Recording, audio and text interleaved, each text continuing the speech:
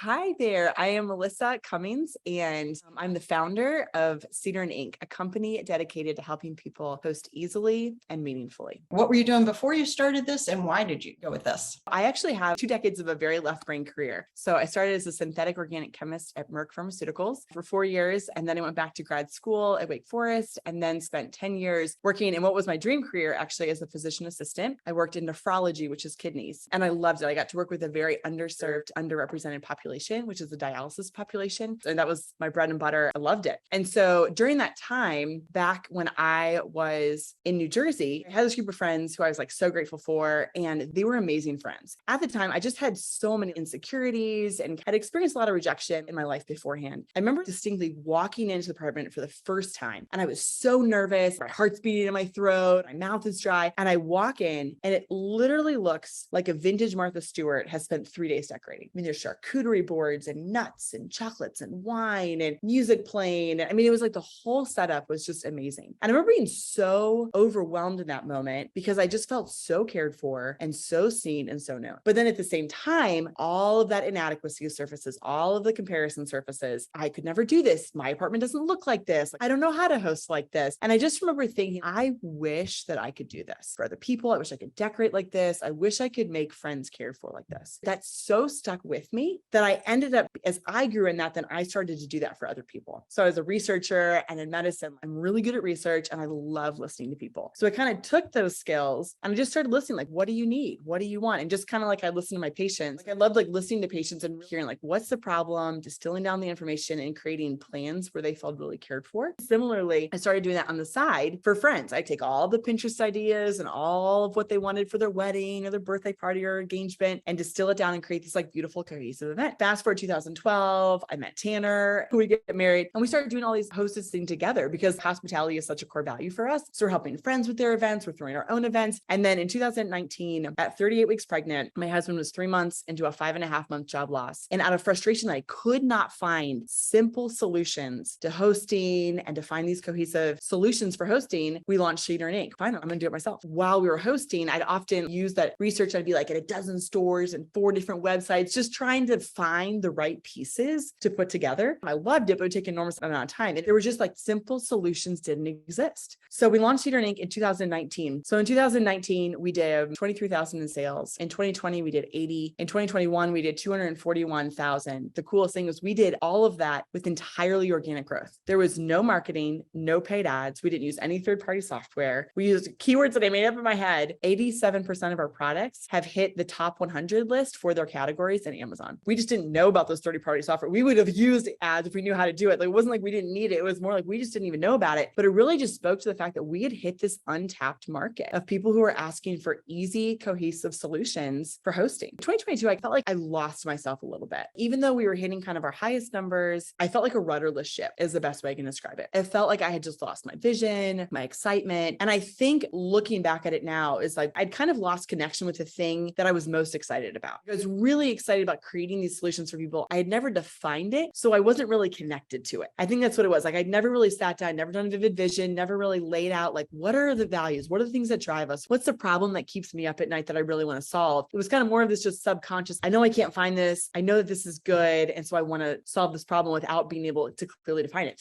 So in 2022, it basically caught up with me. I just had completely lost our vision. Well, then enter March of 2021, I start hearing this name in our house now, Ryan Daniel Moran. And I'm like, who is this guy? I'm like, Tanner, is this like some kind of a spammer? Is this some guy you found like on YouTube that's like a total hack? I'm so annoyed, right? You have to listen to him. I'm like, I don't know, Tanner. He finally convinces me to like listen to a couple of his podcasts. I'm still like a little skeptical, but I was like, this guy sounds really legit. So then Tanner starts introducing like, listen, they have this incubator. I think we should go for it. In 2021, Tanner actually left his QA engineer to step full-time into Cedar Ink to run all the operations and logistics and to be able to take over. So 2021, I mean, he was like streamlining our processes and kind of working on all that, which was amazing. And then in 2022, we had our third daughter in September. So maternity leave, end of 2021, I ended up staying home after maternity leave. And I also stepped in full-time in 2022 to both be home with the kids and then also to really help run Cedar Ink. So then fast forward, run into the incubator. We go from 2 very lucrative careers to we are full-time committed to making Cedar Ink happen. I'm like, this just feels too expensive. I don't think we can do this. Tanner just said, he's like, Melissa, I just don't think we can afford not to do this. Like, I think we really need to give it a shot. I think we need the support. I think we need the encouragement and the mentorship. We talked talked to Stan. Stan graciously jumped on a call with us. And then in May of 2022, we launched into the incubator. And I can tell you that it was definitely cost. Like, it was not something that we could afford, if you will, right? The whole thing paid for itself in the first month. Like, it was that value adding. So immediately launched in between the vivid vision, just learning to start defining our avatar. I mean, it was so eye-opening and clarifying. And that's when I really reconnected. That's where I was like, okay, we've been doing all this like home decor and weddings and events, but like really the thing that I am passionate about is helping people host easily and meaningfully, and the both. Because I really believe that great spaces create great connection. And a great space isn't just like a pretty space or a perfect space. Like, not that it can't be pretty, but it's an invitational one. And people want invitational spaces. They want places that look great, that are beautiful, but that also are going to invite people to feel known and to feel seen and to feel welcome. Anyways, I think that was so clarifying to really like flesh out that vision in a powerful new way that I never had before. There's the practical arm of just getting clarity. Then there's just the community arm of just, we're the only entrepreneurs among our friends. And so I think there's also been this element of loneliness. And as we've been kind of doing something that a lot of the people can't really get, and they're kind of like, what do you do? How do you do that? So I think just having other companies and other people who are in this too, and it's been such an encouraging group. It is just so felt not competitive. It has felt so encouraging, and people just really rooting for each other. So that has kind of like led us up to where we are today. How on earth did you do it all organic as far as audience? How'd this happen? So one of the things when I was helping people set up events, going to all these websites and stores, is I realized like there was just this deficit in the market of things that were both good quality and that you could get quickly. You get custom stuff from Etsy, but it would take 6 to 8 weeks and it was crazy expensive. Then you could go on Amazon. This was our first product, these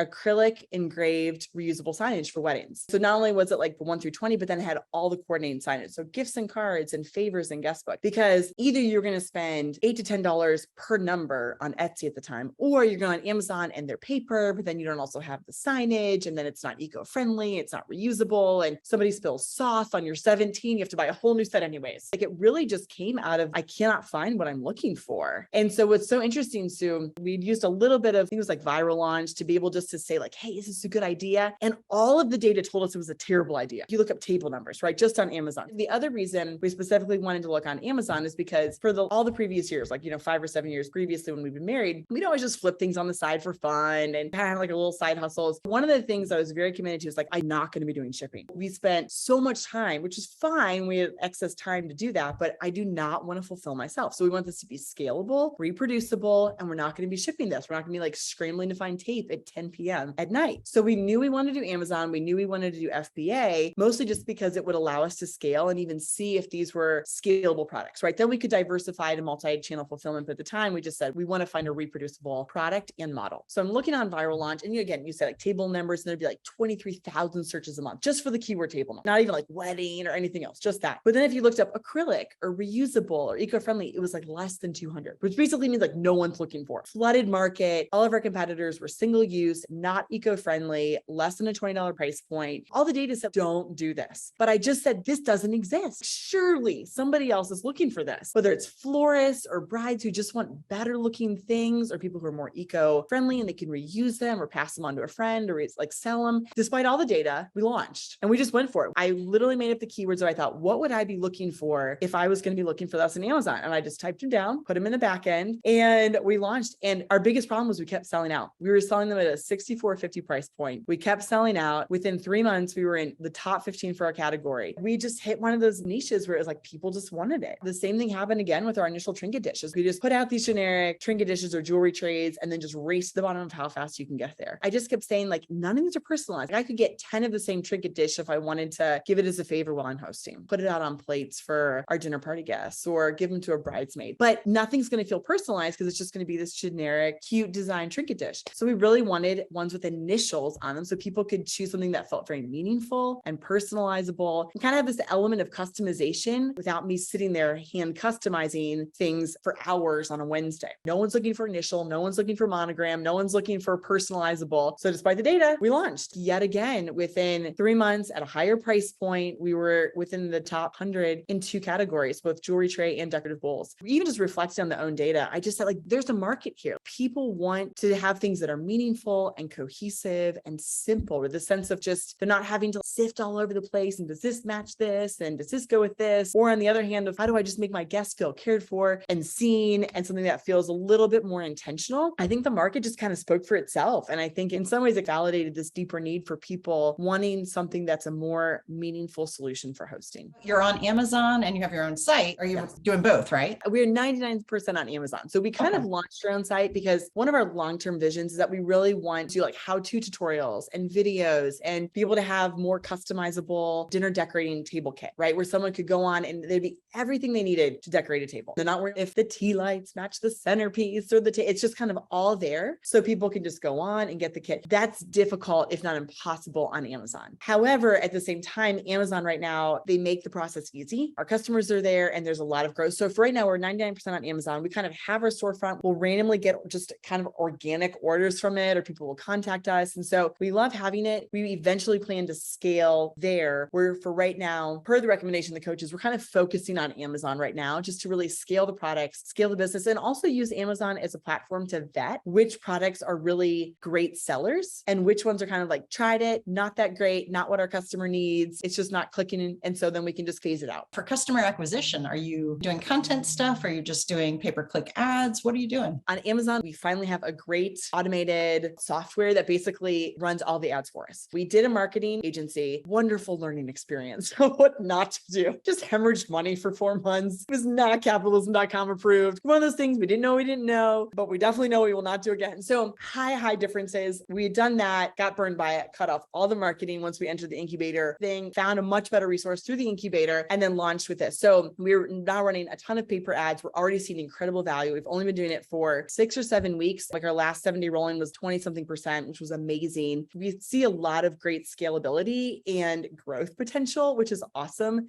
through this. So our plan is to continue to scale and grow there. For right now, I do all the content creation and I love it. Photography and video and stuff. The plan is just to continue to generate content and push that to Amazon for now. A podcast that Ryan did back in June, where he talked about like, what's the one thing you should do, and like messily go towards it. And I was really challenged by that because I just realized I am getting too worried about doing everything instead of doing the one thing. And I felt like for me, like the one thing that we needed to be doing was really engaging with our customers and growing that base. Historically, that's been really hard on Amazon because FBA keeps all of the customer data under lock and key. And since 99% of our sales come from Amazon, 98% of our sales, we just don't have access to. We don't know who they are. I felt like for us, the next step in terms of engagement was really going for social media, starting to do emails for the customers that we have acquired through Shopify, which is a small list, but we'll start there. We've launched on TikTok now, and we're going to use that platform, really just like share content after like 2 decades of hosting and throwing parties, and just want to like share with people just some of the things that have worked and haven't worked, both practically and then also relationally. Because I think there's like this element with hosting where people could put on the most beautiful, perfect event, but if it's all perfection, it will not be accessible.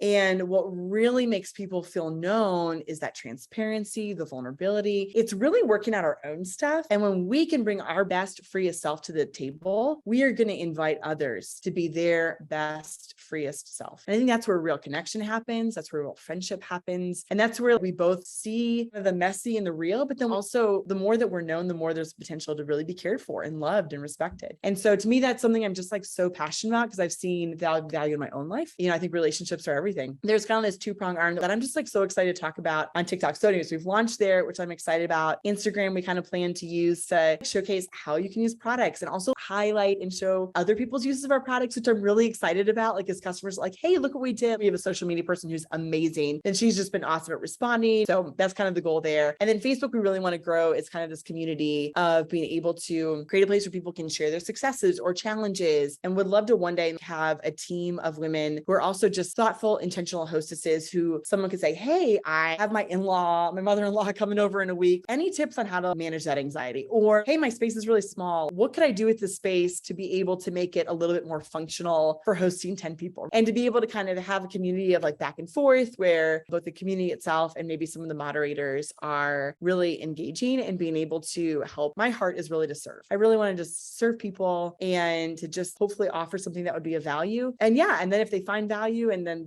there's a way to connect, then that's awesome. So that's kind of our plan. That's the way we're going to do that there, and then through email. Any numbers, milestones, any of that kind of thing? If you care to share, that would be awesome. I think the milestones I shared earlier in terms of growth were huge milestones, just in terms of the numbers. Another practical milestone was really when Tanner entered the business, because up to that point, I was kind of just doing everything. And so I'm like working as a PA and I'm a mom, and I'm talking to manufacturers in China at 9 p.m. at night, because that's when it's daytime for them.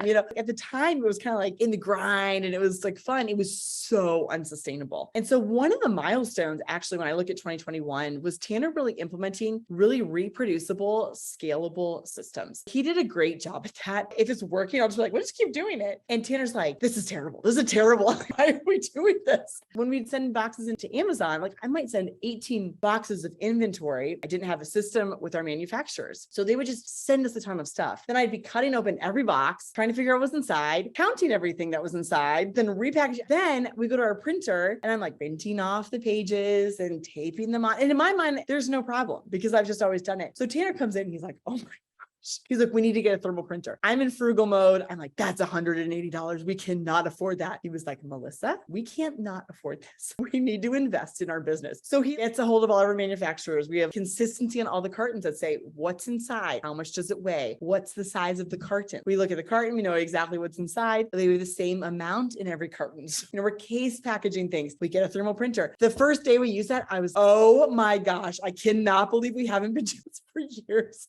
I'm so sorry, Tanner, I didn't listen to you sooner. There was just like a lot of systems. And that was a really big milestone because I think it was a shift for me away from side hustle into this is a business we want to grow. And a side hustle mindset is I'm going to save as much as possible, do as much as I can on my own so I can kind of eke out as high a percentage as possible. A business mindset is I'm going to invest in myself. I'm going to invest in the products and in my business and in the processes. And it's going to cost more and it'll be a lower percentage of margin, but it's scalable, it's reproducible, and it's going to give us the potential to grow. And it's also saying like, this is worth it. Like this is actually something of value that can go somewhere. So I think for me, Tanner shifted that mindset much faster than I did. That was a much harder mindset for me to shift on. And I think a lot of it was some of like, there was a self-confidence issue of kind of, it was easier to say, this is our side hustle that we do on Amazon. But what I really meant was if it fails, it's okay because it's not really our thing. I'm a PA, but this is just our side hustle. Really what it was is it was a little bit of a barrier for some fear, for some shame of just being able to hide behind that. And so, we've got like the growth milestones of like, we're actually really growing. We've got these process milestones and we're actually really transforming. But the last thing to transform, which was by far the hardest, was the mentality. That was where I think there was a lot of that started to happen in 2021. But really, I think 2022, when I hit that rudderless ship, that was really what revealed, I think, the biggest mentality blocks that I was having, which was that I really didn't know what we were as a company. I really didn't believe in myself. I didn't really believe the vision, probably because I also didn't know the vision, but there was just a lot of this like fear, and I think in shame that I kind of gotten caught in. And so then with it, then I start doing a lot of the comparison thing and I'm comparing to other businesses and where they are and how much they've grown. And I just started feeling bad about the business. So once we entered the incubator, all of that stuff kind of came to the surface. Like some of it was incredibly encouraging in that I was like, oh my gosh, yes, I do have a vision. I do have a passion. There is something that I really am excited about and believe in, and I'm excited to go for. And also it was very revealing of, okay, yeah, there's a lot of fear here. I need to work through the fear of this failing. I need to work through the shame that it doesn't look differently, that we haven't done it differently, that we've made these mistakes, and like put a reframe on these and allow this story to be rewritten. I need there to be a new story written over this shame. I need there to be a new story rewritten over this fear that casts a different narrative on what I've been telling myself about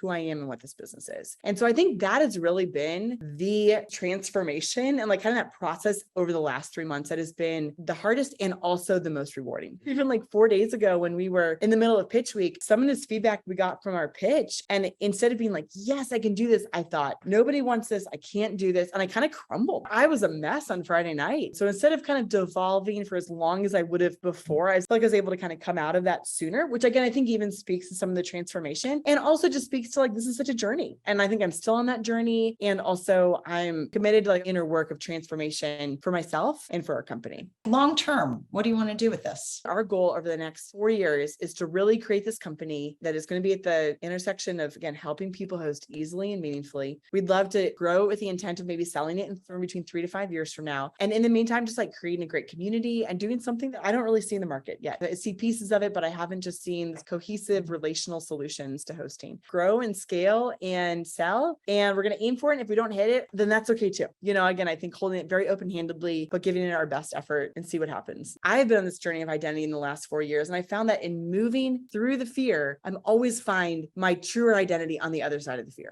When I start to see that fear set up in front of myself, I'm like, and that's where I have to head. And I hate it. And it's not that what I'm afraid of won't come true, although usually it doesn't, but it's saying that I'm going to learn that fear does not have the power over me anymore. If I let it speak into my life, then it wins and it has the loudest voice and it gets to write my narrative and it gets to define me. And I'm so tired of living underneath that. The fear of being rejected is the fear of not being enough. But what's so cool is literally we didn't even get into pitch week, but I still feel so proud of what we have done, genuinely, because I'm the victory wasn't facing the fear.